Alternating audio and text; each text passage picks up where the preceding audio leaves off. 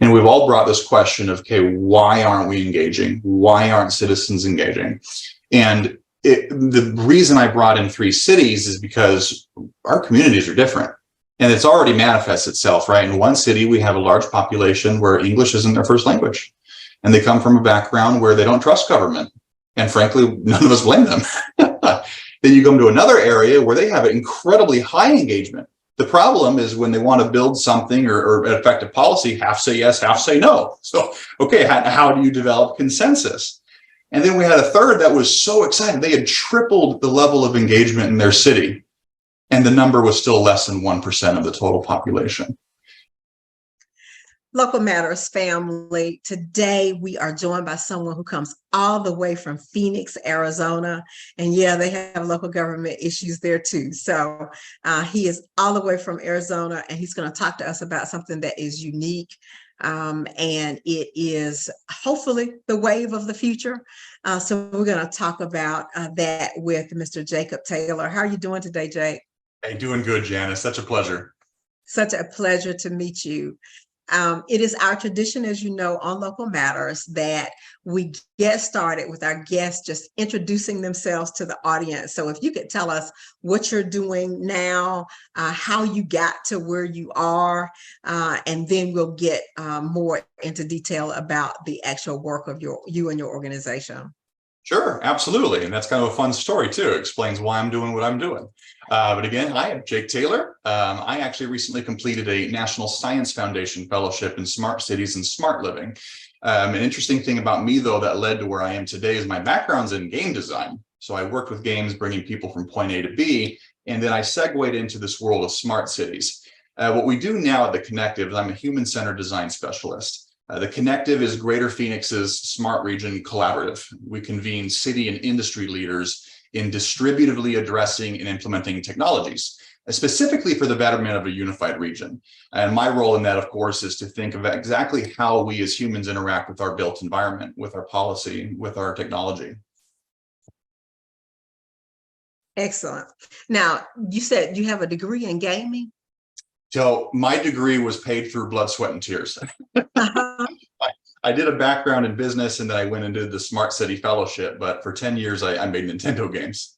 Okay, cool beans. So what's more fun, making Nintendo games or working with cities to help them collaborate?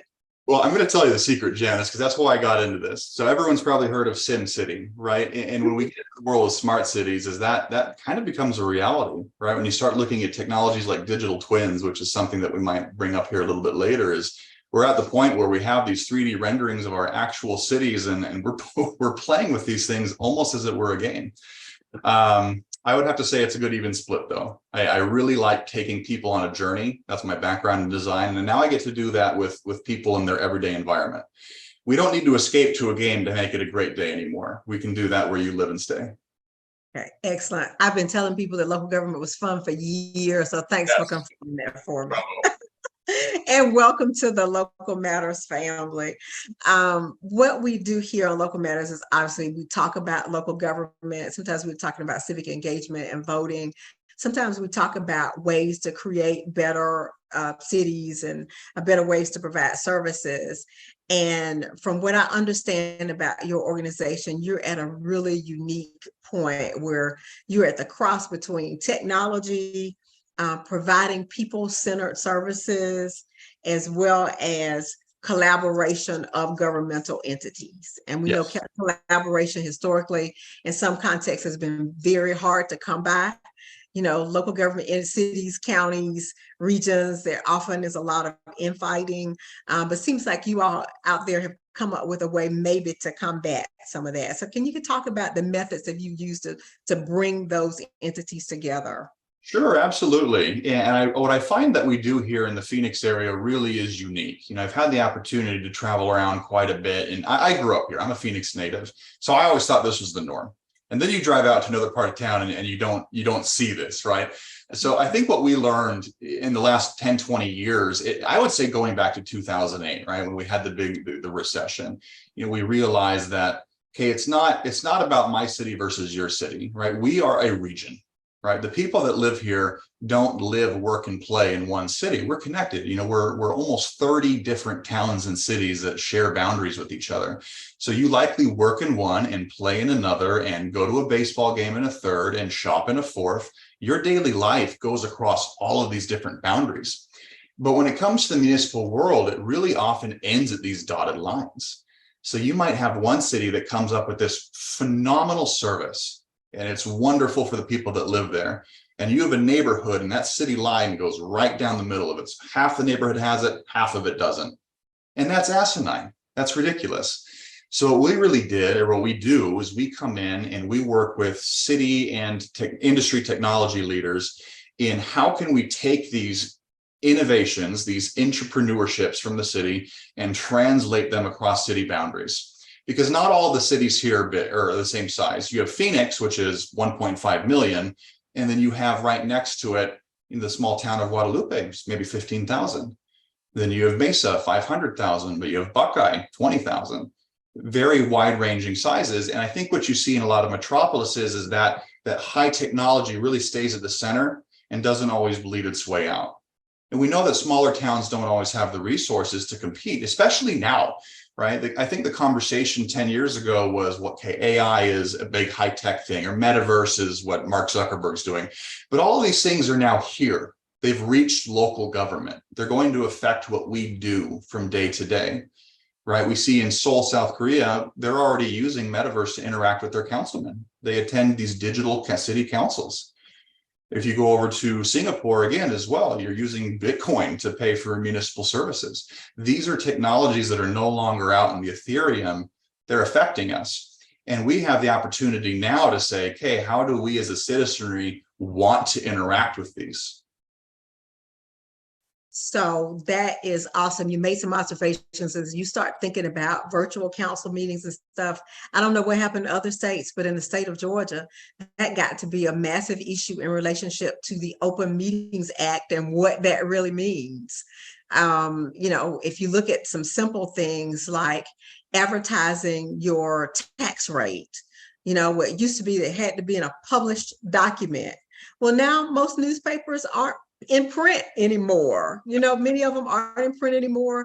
They're the only way to do it in something in your local area may be to place it online, but the laws haven't necessarily caught up to that. So have you seen some disconnects between what the law says and this whole idea of connectivity, particularly across city and county lines?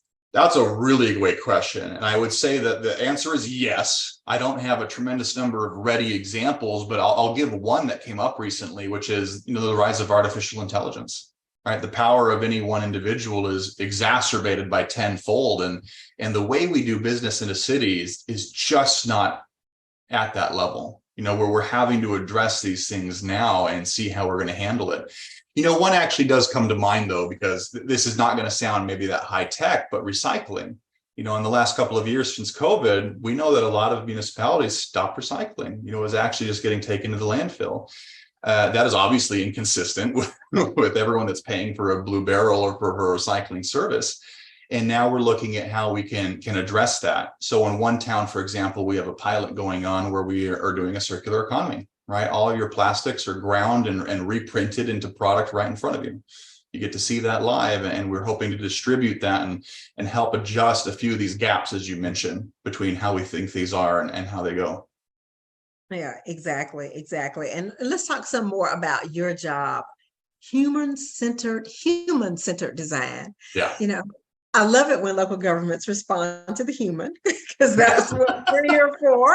It's a good start, right? And sometimes, that is forgotten. I'm honest about that. Sometimes, I can recall being in settings where you can sit through staff meetings, sometimes even meetings of the elected bodies, and you don't hear one single reference to the resident, the taxpayer, the human, and how those needs are being met. So please tell me what it means to be a human-centered design specialist. See, now you hit on the area where I'm like the most excited. So I might get a little giddy and start, going into some weird stuff here. But And that's the reason I brought up the game background. That's exactly where it comes from. So, right, when you're making a game, your entire job, if you're the player, Janice, is I need to take you from your starting point to an ending point. Oftentimes without you not necessarily knowing, right? But 100% of that is about, okay, what do you care about?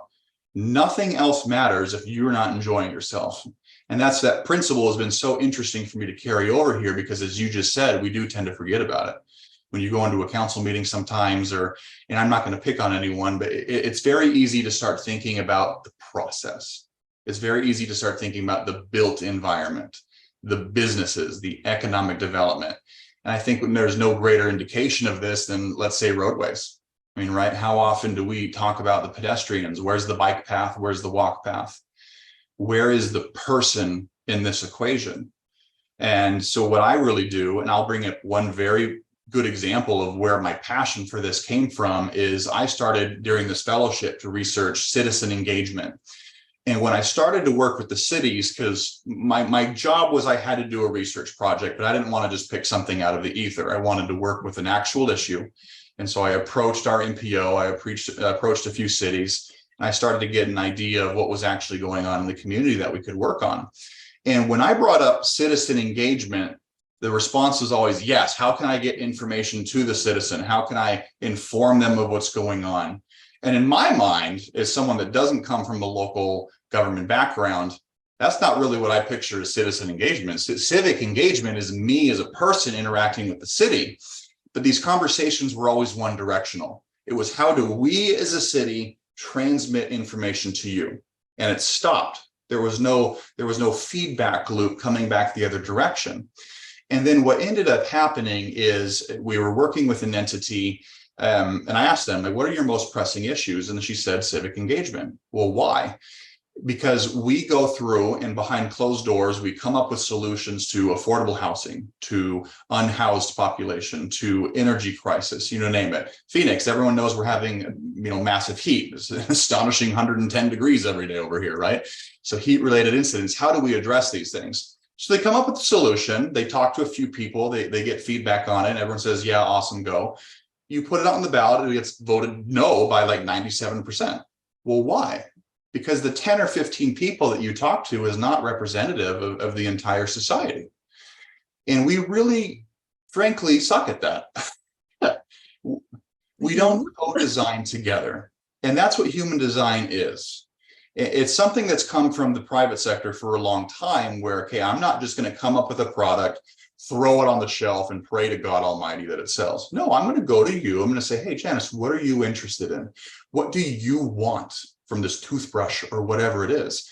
And now we're doing that as cities. We're not going behind closed council doors and coming up with decisions for you. We're going to you and saying, okay, AI is here. Janice, what do you want that to look like in your day-to-day life with the city? How do you want to interact with a digital twin or data, or data policy is a great one. How do you want your data to be handled?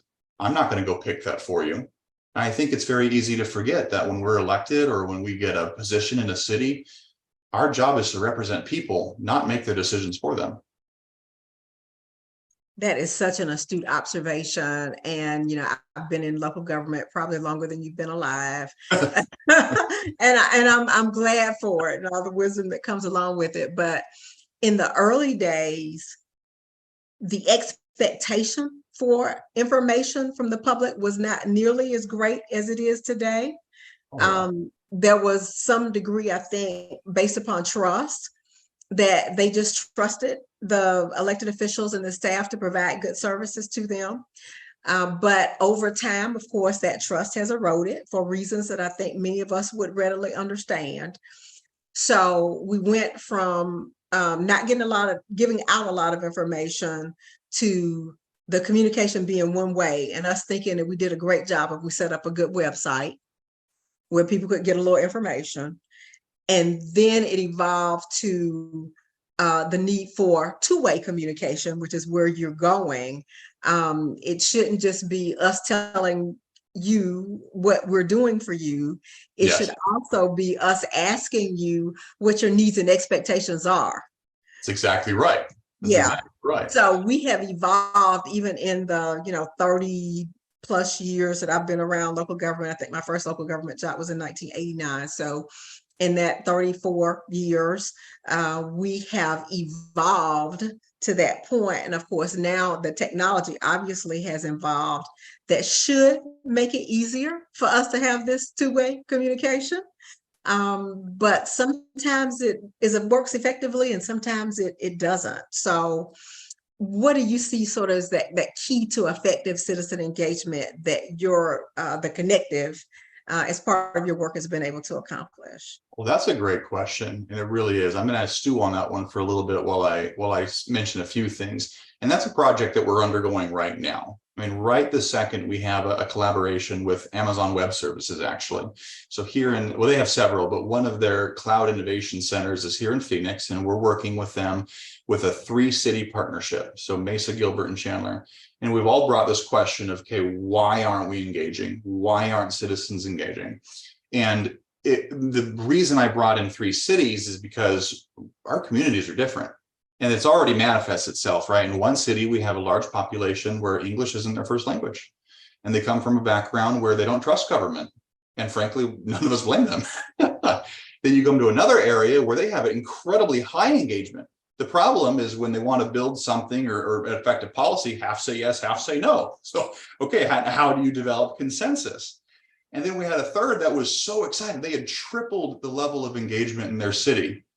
And the number was still less than 1% of the total population. So we know that we just don't have a lot going on. And we're looking into that now. And citizen engagement is a conversation that's been going on for centuries. Let's be honest. This is something that we will continuously struggle with. But I think you really already hit the main key, is the way we interact with people changes so regularly. Even in the background, I see LinkedIn, I see Soundcloud, and I see Twitter. Mm-hmm. And we know that some people use Twitter, some don't. Or X, whatever you want to call it. That's right. I guess I'm outdated now. You're right. My background is outdated. Yeah. This has now become X. Right. And if you look at kind of the original method, town hall or something like that, I mean, look at City of Phoenix, 1.5 million people. Where are you going to get them all in the same room? Well, you're not. Not only is it physically impossible, but our schedules nowadays, we don't all have the same liberty to be at just one meeting whenever it's called. So we want to look and see, okay, what is available to us? And it's not going to be any single solution. And this is a great segue back to your previous question. What is human-centered design?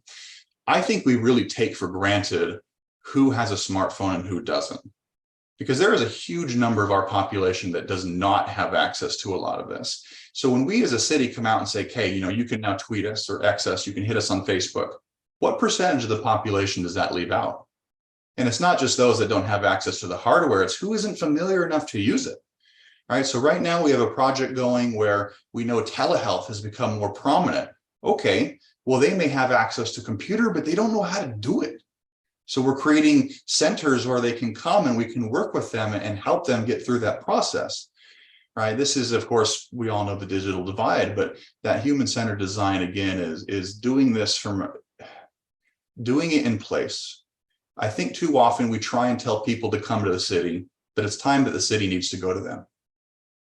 I think that's exactly right. And that's the expectation of people. You're right. We'll tell them, well, if you want to say something to us, show up during the public comment period on this zoning issue. Yep. It's for 1 hour, once a month. And if you don't show up, too bad. Yep. That's it. That's it. Yeah, no immediate input. So you're right. This idea of going out, and as you were talking about a city the size of Phoenix with over 1.5 million residents, sometimes council members will have, town hall meetings and with different neighborhood associations and things like that to try to get input. But chances are you're still only touching a small fraction of your population when you do that.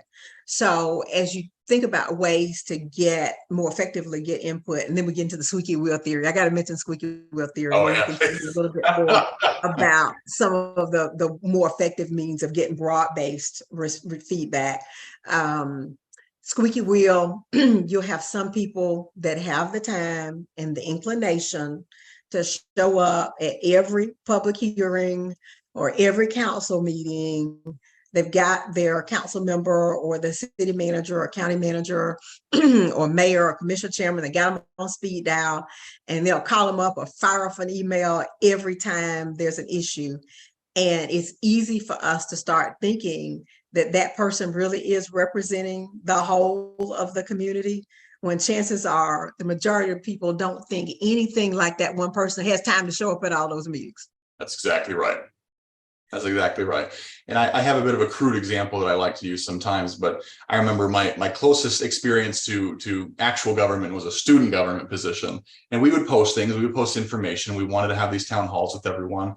And one of our individuals would post just this tiny little message in a blog and be like, well, I sent it out. You know, if they didn't come, that's their problem. And I would say, hey, you can't put a sticky note on a bathroom stall and expect everyone to see it. Like, right. It's right. insufficient.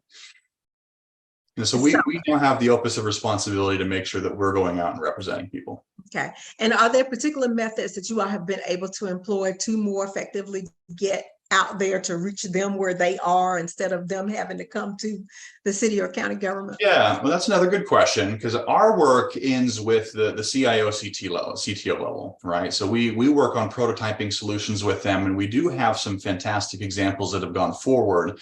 And I'll touch on that briefly, and then I want to circle it back to kind of what we really do at the Connective Center itself. Sure. We did have one city that just nailed it. They blew it out of the park. They had a corridor, an area that was infamously known as being anti-development. When someone would come in and they would want to build a new building or restructure something, it was constantly struck down.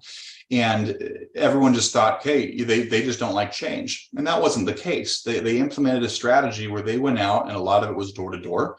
A lot of it was at the grocery store. Again, where are the people? Go to them. And they got the consensus that it wasn't that they were anti-development, it's that they felt that our community has a culture. So if you're going to come and build something, we want it to fit with our culture. And all the ideas that the city had been throwing at them were new and modern and high tech and all this stuff. And like, that just doesn't fit with who we are. Right? It'd be like San Francisco coming to a small town in Georgia and saying, "Okay, we're going to make you look like us." No, we don't want that. And they really excelled at that. So now our role at the Connective is, "Hey, you did this great. We're going to copy that, and we're going to take it to everywhere else in the city," right? You're a town of maybe 400,000. Let's get this in the hands of the other 5 million. Excellent, excellent. So that whole idea of collaboration many times is based on being able to share information and replicate success. It is, absolutely. Okay. I want to throw in an extra point too, because again, at the very beginning, I think we said this isn't something you see very often. You know, when you travel, I think a lot of cities really get pitted in this competition. I figured it out, so I'm going to keep doing it. So we're a great city, and your people come here. Mm-hmm. And we just can't do that anymore. Yeah, and that's it. I mean, some people do not desire the whole idea of regional collaboration. It's like, why would I do that? You know. Yeah. And then there's a suspicion of it, or are they going to take something from us, or That's exactly right. I worked hard for this. I want the recognition. You know, you can figure it out. No, you know, we have what we call wicked problems, things that are just too big for any one city, and we really need to start doing this hand in hand. Okay. And as you talk about that work that you all doing, very important work, who pays for the work? Good question again as well. So we have a very different model. There's a lot of technology councils around the country where an economic development side or governor's office or something like that will work with industry partners on technology decisions, but who typically pays in those situations is the industry. Now, we came in and we did the opposite. We represent the cities that are our members. And it's sometimes hard to go and ask for money from a lot of small cities. But what we do is they're our interest. Okay, if you come to us with this great product, whatever it is, that's great. If it doesn't fit with our membership, if it's not the right product for our cities, doesn't matter. And that's really important, because when you look at the history of smart cities, you know, the last 20, 30 years, 1990s, if you will, it was the opposite. It was these big companies coming in and saying, hey, here's this product, buy it. It's going to make everyone's life better. But it was a one-size-fits-all model, and that didn't always work. And so it was very necessary that we turned around and said, okay, great, but you need to co-create this with us. Our people, our community has different needs, and that's who we represent. Excellent. And how long has this been in place in the Phoenix area? This started right before COVID. In fact, it was probably getting set up while you were here, Janice. Yeah. Y'all story. We talked about it before we came on the air. When the pandemic hit, I was actually in Phoenix. I was there. My son was at a conference. We figured we'd go out there and hang out with him for a while. And then all of a sudden you start hearing about this thing called the pandemic and COVID-19. And next thing you know, everything was shut down. His conference was cut short and we were scrambling around trying to get some flights back to Augusta pretty quickly. So, and then we got here and found out there was no grocery left. So,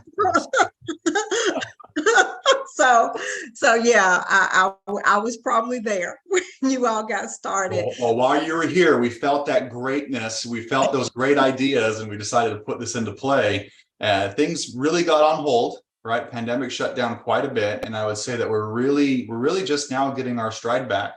In the last year, we've started major initiatives, and we have projects going with quite a few cities that we represent and more to come. So the ball is finally moving and the excitement is there again. We're having our large regional event here coming up beginning of next year. And what makes that so unique is it's not just a conference. I like to call it the Justice League, right? The cities are coming together and they're deciding together, okay, who's going to tackle what problem and how can we come together and disseminate that? And it's just such an amazing thing. And that really does sound amazing. So as you talk about how well this is working in that region, is the concept to take it to other regions eventually? I have no idea. What's the big picture idea of how this maybe can be replicated in other locations? Great question. And the easy answer for that is what we mentioned earlier, which is we're 100% collaboration driven. You know, we don't think that we're necessarily going to grow to represent more than Greater Phoenix, right? That's our constituency, but we do work with other smart consortiums around the world, actually. So I think earlier we were mentioning a few. We work with the a Smart Coalition in Illinois, Florida, Dallas, Fort Worth, but we also talk with Trollhättan, Sweden. We also talk with Sydney, Australia. And it's all about who's doing what and what works and sharing that. So I think we'll always be really rooted here in home, but that doesn't mean we don't have a global reach. But what we're doing is we're sharing. Excellent. Excellent. You mentioned something that I can't let us get off this interview without mentioning, and that is AI, artificial intelligence. Should we be afraid of this? Well, that's a loaded question. Should be afraid. I haven't made up my mind. In fact, I have a previous guest, and he's a friend of mine, who really wrote his dissertation on automation. And he has been, I was going to bring him up. Yeah, he goes out and speaks everywhere in the country nowadays about the impact of AI automation, how it's going to change the workforce. You know, not only from him, but from others. You know, I keep hearing this term, you know, we're going to have some humans that basically we don't have any use for because there won't be a need for people, as many people as there are now. So what do you think about that? I do have a great response to that, Janice. And it's funny because I listened to that podcast yesterday. I watched it on YouTube, actually. And you said something really great, too, which I'll start with, and then I'll lead into a really passionate thought that I have about that, which is you should use it as a tool, right? It's not meant to be a replacement. It's supposed to be an accompaniment. But what I also think is that we often think that where we are right now is the pinnacle of society, right? That there's nothing else that we can do. So if we come in and we automate something, or if artificial intelligence takes a role, whatever it may be, what is there left to do? And the answer is there's a lot, right? So I think you used the example of a grocery store in that one, and I was thinking about that. What if that checkout process and other processes such as stocking shelves was automated, and you kept the humans to simply make sure everyone was having a good day? If you employed them strictly for customer service, because again, there is plenty to do. There are plenty of people to uplift. There are plenty of people to help. And what we're doing, and what I think we have the potential to do, is these technologies can take a lot of that mundane stuff, if you will, whatever it may be, but we need to re-employ these individuals on the next big task. The next big task, whatever that may be. There's a lot of work that still needs to be done. There's a lot of people that still need help. And I see it as a methodology by which we can enable ourselves to go and focus on those bigger tasks. Excellent, excellent response. This has been a delightful interview. In case you all, Jake and I just met a couple minutes before we start recording this, but as you can tell, we've had a good time speaking with each other. Is there anything else in the last few minutes that you want to share with our Local Matters family? I think we already hit on it somewhat, but I really do want to stress two things, which are more or less the same from different angles, which is we tend to compete. And the reality is that's not an option anymore. With all of the crises and the situations that we face, we have no alternative to simply come together and collaborate. And what that means at a citizen level as well is that your civic leaders, your city leaders, want to hear from you. They want to know how they should take these new big game-changing technologies and use them for your good. It is imperative that we connect, the connective, that we connect together and have that conversation. Excellent, excellent. Thank you so much for your work. I think it is truly transformative to work. Thank you for your interest in appearing on Local Matters. And of course, now you're a part of the family. So absolutely. Thanks for being a part of the family. We applaud what you do, Jan. It's such a pleasure to be here. Thank you. Thank you.